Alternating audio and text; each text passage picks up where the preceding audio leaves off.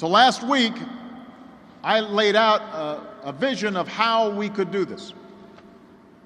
It's a plan that says we're not going to play the usual Washington politics that have prevented progress on energy for decades. Instead, what we're going to do is we're going to take every good idea out there, whether you're Republican or Democrat, whatever the idea, from environmentalists, from oil men like T. Boone Pickens. I want to have a comprehensive energy strategy that can help us move forward. And that means we've got to pursue every breakthrough, every renewable resource, every technology, every approach to change the way we produce and use energy. And through this plan, what we want to do is promote all kinds of homegrown energy. That's what's going to help us secure our energy future.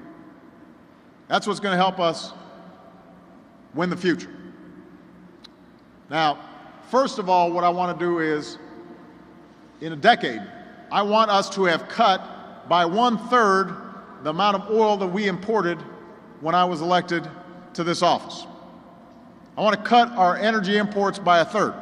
Now, I understand why that's so important, because when you see what happens in the Middle East, and suddenly the world oil markets get spooked, even if the supply is there, your gas prices are going to go up. The less we import, the more control we have over what happens at the pump. Second, through sources like wind energy, produced in part by your turbines, I want us to double the amount of electricity that we draw from clean sources. I want us to double it. And that means by 2035, 80% of our electricity will come from renewables like wind and solar, as well as efficient natural gas, clean coal, nuclear power. We can do that. And by the way, that would make a huge difference here at Gamesa. This is an approach that says we're not going to pick one energy source over another. What we do is we set a target, an achievable goal, and then we give industry the flexibility to achieve it. We say to the utilities, you've got to get this much energy from renewable sources, and then wind is competing with solar, is competing with natural gas, and there's a healthy competition out there, and everybody starts getting better at what they do because you're producing more and you know you've got a reliable customer for it. So we're cutting oil imports by 1/3. We're going to get 80% of our electricity from clean sources. And if we follow through on this, if we actually tackle this challenge, here's what will happen. Our economy will be less vulnerable to wild swings in oil prices. Our nation will no longer be beholden to the countries that we now rely on for oil imports.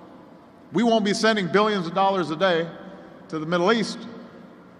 We can potentially keep some of that invested right here at home.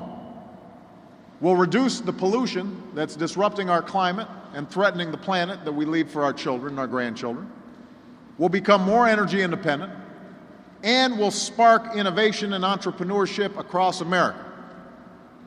We will be more likely to win the global competition for new jobs and new industries, because I don't know about you, I don't want China to be the world's leading wind power manufacturer.